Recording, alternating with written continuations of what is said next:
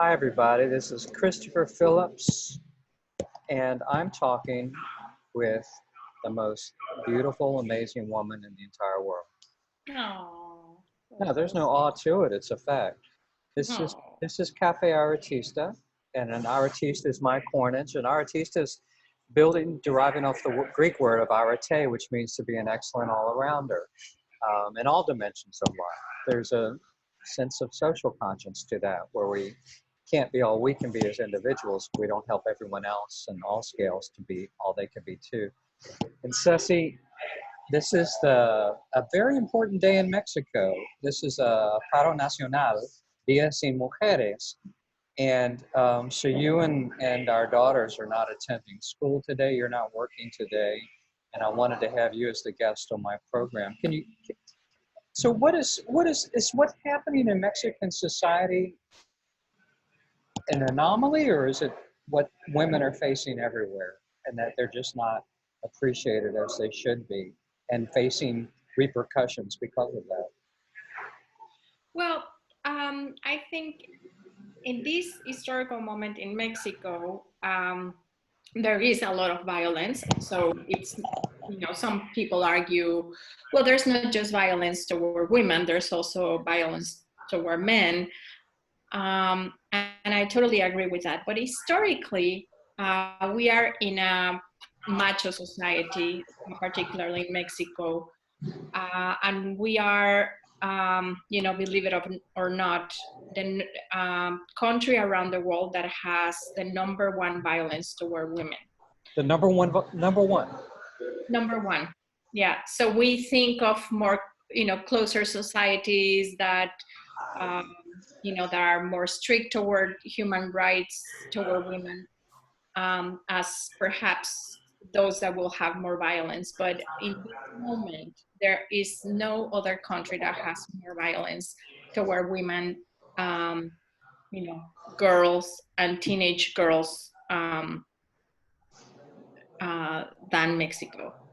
I mean, I've read some chilling articles about we have a 6.5-year-old and a 13-and-a-half-year-old daughters, and like if a girl, our daughter's age, rejects the advances of certain kids from certain levels of society, they inordinately become victims of violence. So it's not just poor women, though of course it is poor women too, but it seems to transcend It does. socioeconomic level.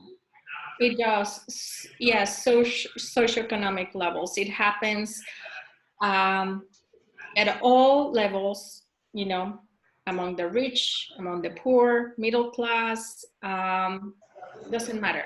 It's very prevalent among all of the society, and this is very worrisome. I feel a sense of obligation, not just because I have two girls and not just because I'm Mexican, um, but I feel that, we need to protect one another. And I feel privileged in the sense that I have not been, a victim of, uh, I will say, high, a really high level of violence toward myself. And also, I feel like I have some tools that I can share with other people, um, to help, the situation to change. What is it about Mexico? It's not the poorest country in Latin America or anywhere, and it's not the most closed society by any stretch of the imagination. In fact, many people believe they finally have a rather progressive president, but even he seems pretty clueless right now in some ways. But what is it about Mexico that makes it such a lightning rod of violence and machismo? Mm-hmm. Um, I think it's a very complicated, uh, thing to say. I don't think there's one reason. Um, I feel that it's like a snowball. I mean, I feel like, it has been brewing for a long time. And I think that it just exploded in our hands right now. I mean, there's a lot of violence because of the war against drugs. But I also think that there is, I mean, I will say the root is that there's no healthy, um, healthy, what's the word, vínculos? Like, Linkages? yeah, among families. I think that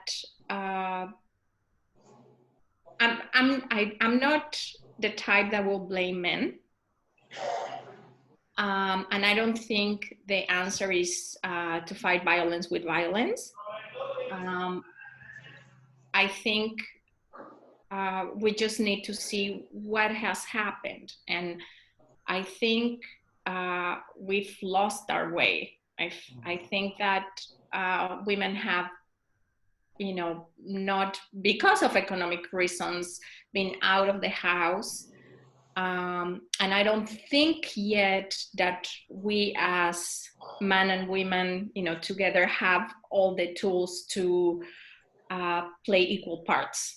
And what I mean is, I don't think men have um, the tools to be total equal caregivers, um, in the role that women have played historically. And I don't think women have all the tools to be outside of the house. I feel like it's something that we all have to literally come together and find our way again.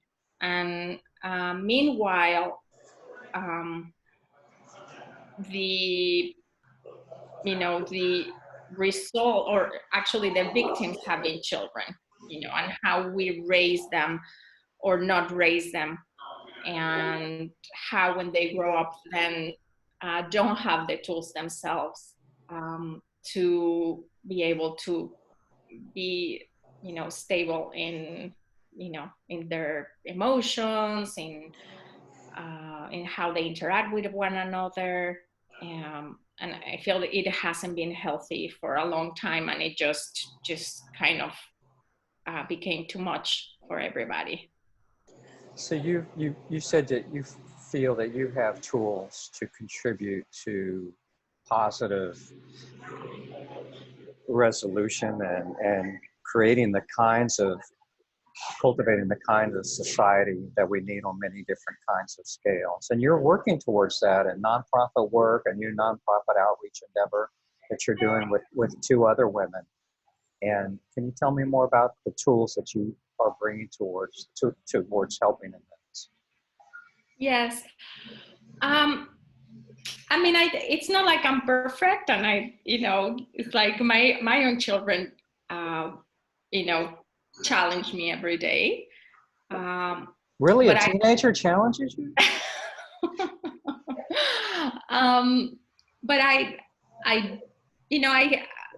I've learned a lot of things in a lot of areas throughout my, I don't know, I mean, throughout my life, really. I can't say the last 30 years or the last 25 years, but, throughout my life, I feel like I've been given many tools. And I also believe in personal transformation. I believe in anybody that can have the tools to transform themselves can do it, but it we need certain guidance sometimes. So I've been working with mindfulness. I've been working with Socratic dialogue. Um, I've had a lot of experience in education. I've worked with parents to be, during pregnancy, um, you know, uh, with parents who are new parents, like for the first time. Um, and I really believe that everything begins with, healthy links. the attachment, the healthy attachments, let's put it that way, you know, healthy attachments. And that sometimes we don't have, you know, we learn by trial and error, and sometimes we don't have the community support or guidance that I guess traditionally tribes had. Um, and and I think that in the last perhaps 3 generations, that support networks, the support networks have been totally lost. You know, for example, I mean, if we think about birth being mostly cesarean sections and all the implications that that have in the first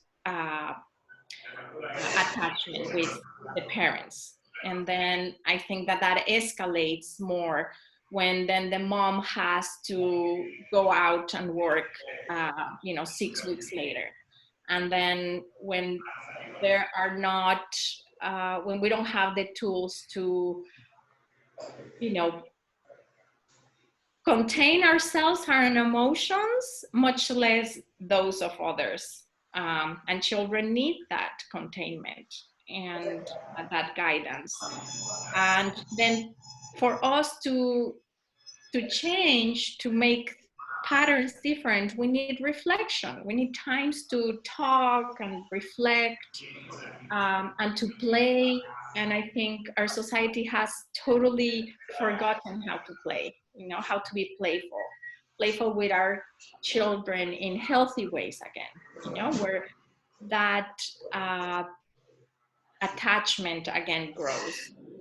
And I think adults and those who make laws and decide in legal terms do not have the perspective of children, do not even see children as equals, or deserving of having a voice to defend themselves or to make decisions for themselves. And I think there's a total misunderstanding of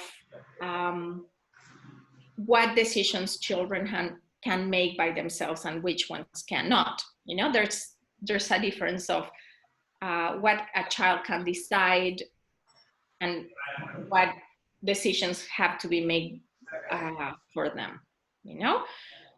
And that is not reflected in laws. And so nobody really protects their rights. And they're the most vulnerable of society, you know? But I think we are all victims, because when those children who didn't have a good, healthy, loving attachment with their parents grow without any tools to contain themselves or to interact with one another in healthy ways, then that is reflected on how they raise or do not raise their children. And then that is reflected again and again and again. And somebody needs to re-educate and to say, hey, this is, you know, it's out of, I mean, I think it's out of control right now. And that we need to just take a pause. And, you know, I, like you, and I've learned this from you, see obstacles as possibilities.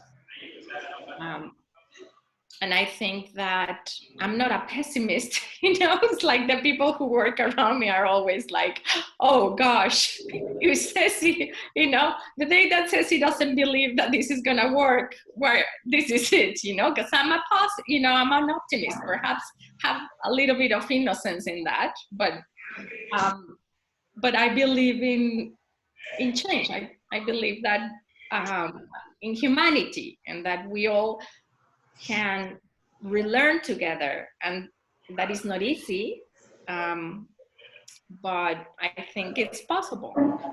I mean, I don't think you can have children, or you maybe even should have children, if you didn't have some hope that there would be a better day. I know I asked myself, why would I become a parent? and much less apparent at a pretty advanced age. Those are questions that I wrestle with today. I'm looking at what's going to happen, in this world of global warming, where we've seen exponential changes just in the last year. And now there's, the unleashing of one virus potentially deadly after another that can change the way people interact with one another and the way economies work. But Mhm. ultimately, I think you have to act out of some sense of hope and faith. But also have you've referred several times though to the tools, and I was thinking about the tools that you bring from living and working as a teacher in an indigenous community to developing so many different skills, from philosophizing with children to being a certified bilingual educator, to your training and certification as a mindfulness teacher, that you're now sort of harnessing and bringing towards a new project with other women. Exactly.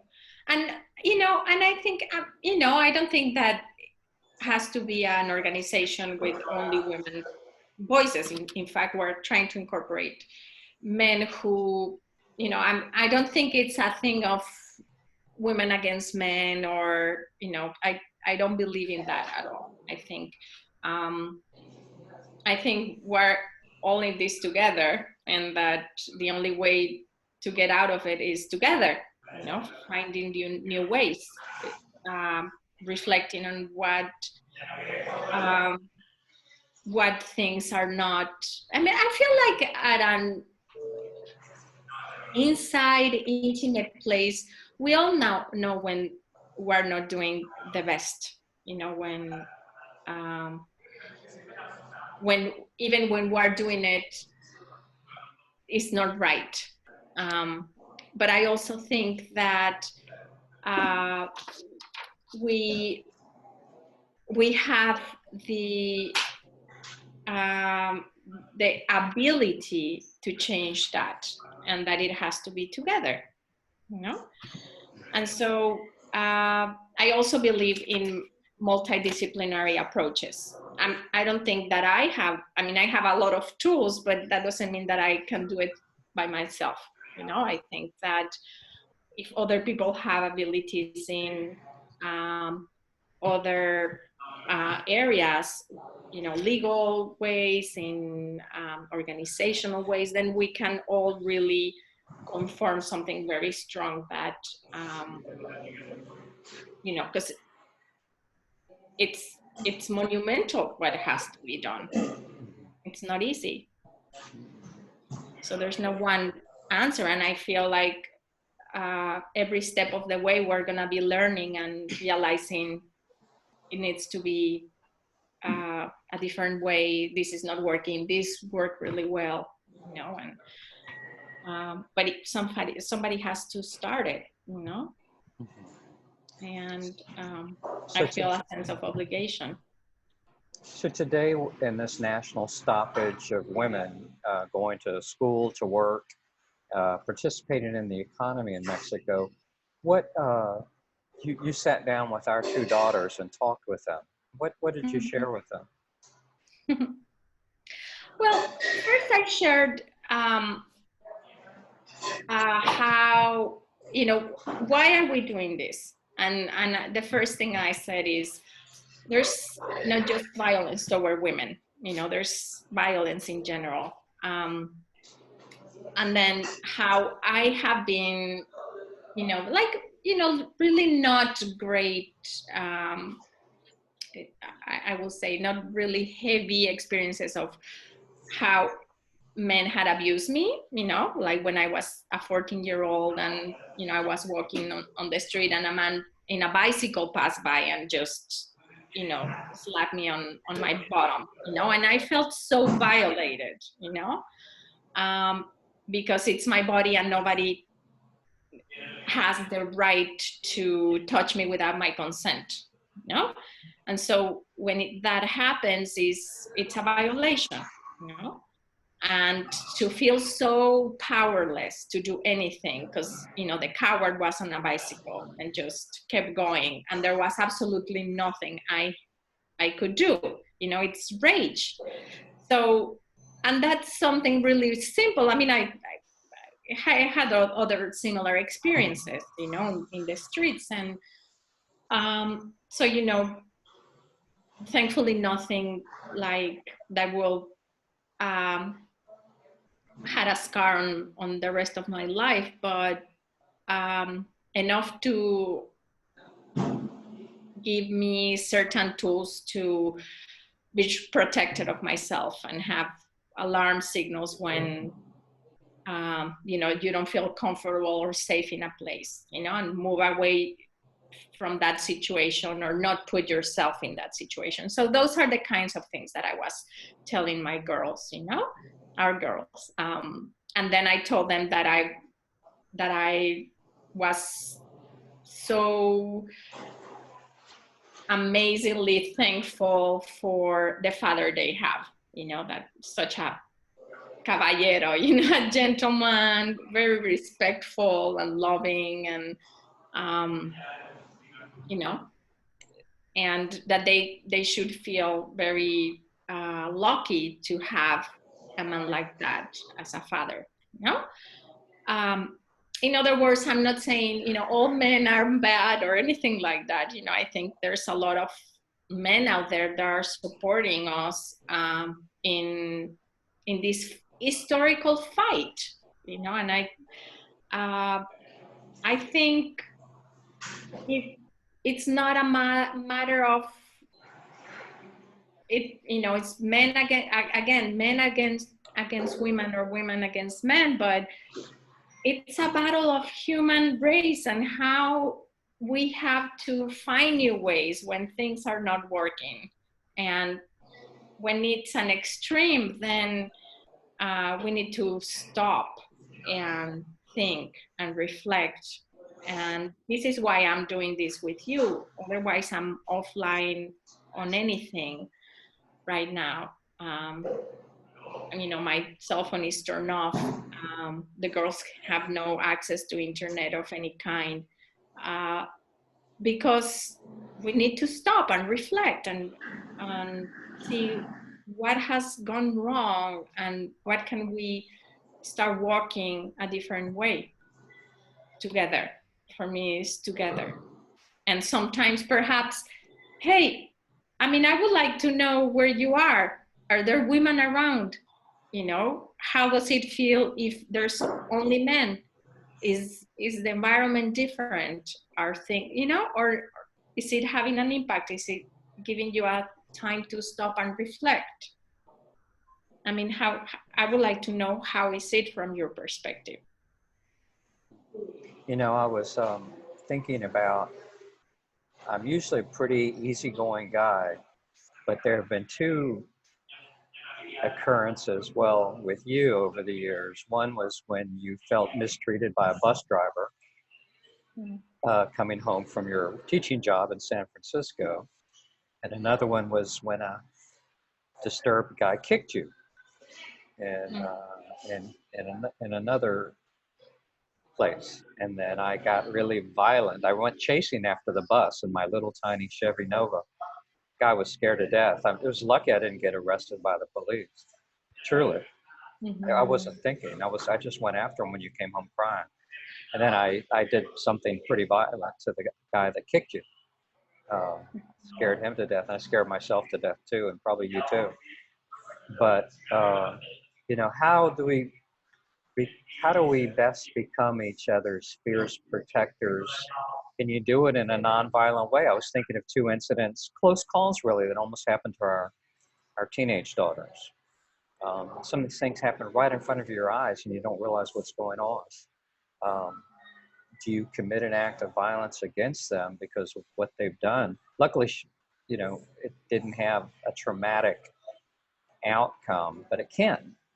And I'm already thinking about tomorrow and today.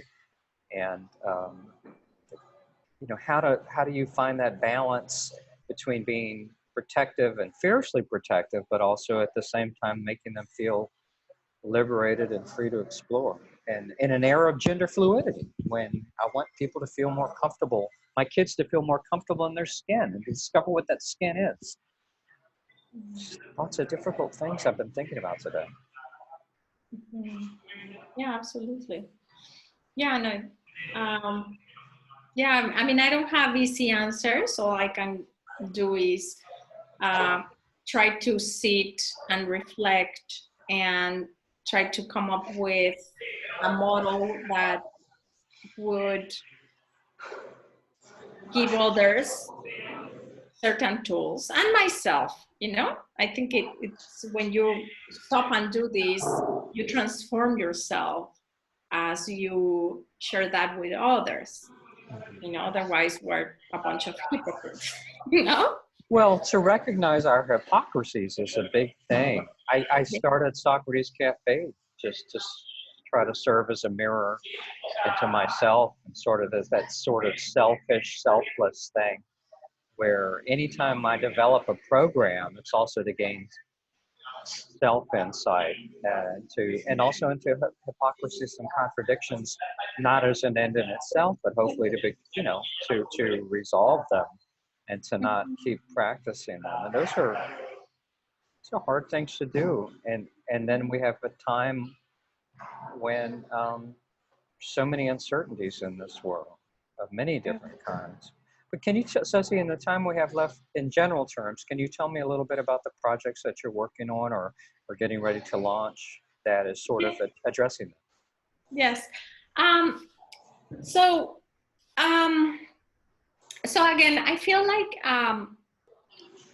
we have created some patterns of society that we're, I think we're scared about it. Like we don't know how to change, you know. And I feel like generation after generation, with certain things have been normalized that are not normal, that are very violent and abusive.